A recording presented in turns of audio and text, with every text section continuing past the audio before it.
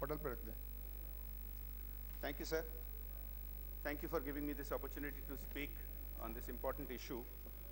Sir, I want to talk in a constructive criticism manner because there are many things that I wish to compliment the Honorable Minister and his government, but yet at the same time, I would like to point out that there are many steps that they need to take to better align the intentions which have been stated and the usage of the money for which this House is being asked to approve. Sir, we all know that in India, while we have a very large problem in rural India, urbanization is increasingly becoming a serious problem that has not got enough attention. For many decades, we have heard the phrase that what every Indian needs is roti, kapda or makan. In fact, by the turn of the century, 16 years ago, my late friend Devang Mehta, who used to head NASSCOM, he coined a new phrase that we all need roti, kapda, makan, bijli or bandwidth. Now, I compliment the minister and his government because they have been announcing good projects for all of these schemes, particularly bandwidth and bijli.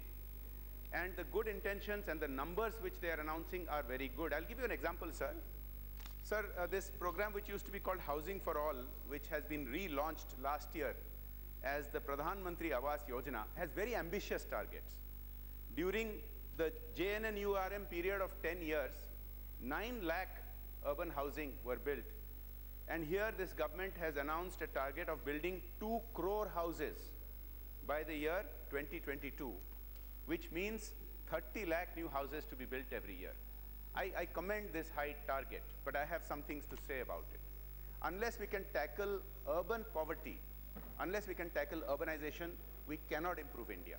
And sir, while many people keep saying that India is about 35% urban, the reality is, depending on the measures that you use, if you use the same measures that China is using, today India is already 50% urban.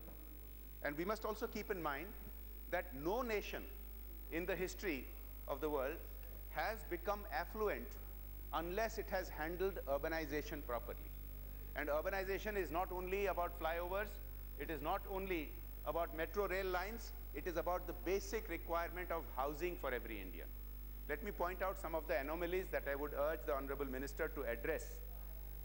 Sir, a lot of these houses are being built which are lying vacant. I want to give 2 or 3 examples. In December last year, it was noted by one of the largest newspapers in this country that about 25% of the housing built for the poor under JNNURM are lying vacant. Let me give you some specific statistics, sir.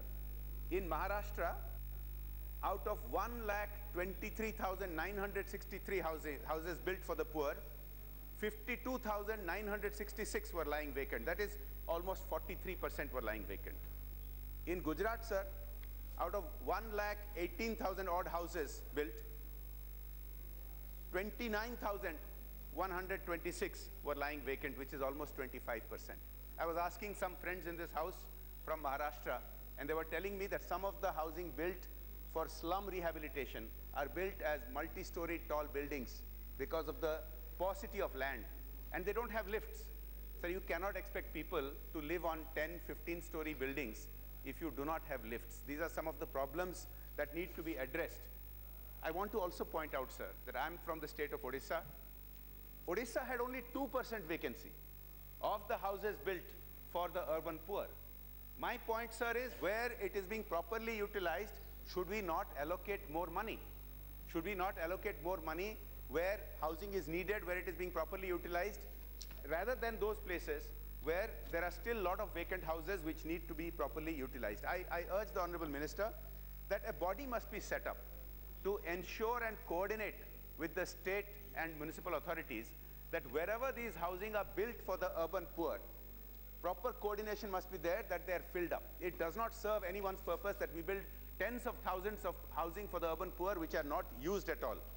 I want to give you an example, sir. There is a report from Agra. 240 houses were built in a particular place. For the last 4 years, they have been lying idle. They have not been used and they have deteriorated. They may not be usable anymore unless more money is spent on those houses. My point is, while I compliment the Honorable Minister, I also urge him that corrective actions must be taken by his ministry so that the funds that we approve in this house are properly utilized. Sir,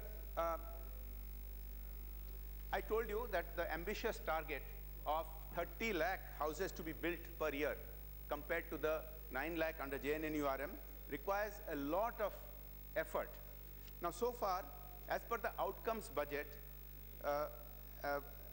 by end of last year, only 25 memorandum of agreement had been signed with states and union territories, and for only 4 lakh houses. So this needs to be dramatically increased, and unless that is done, these ambitious targets will not be met.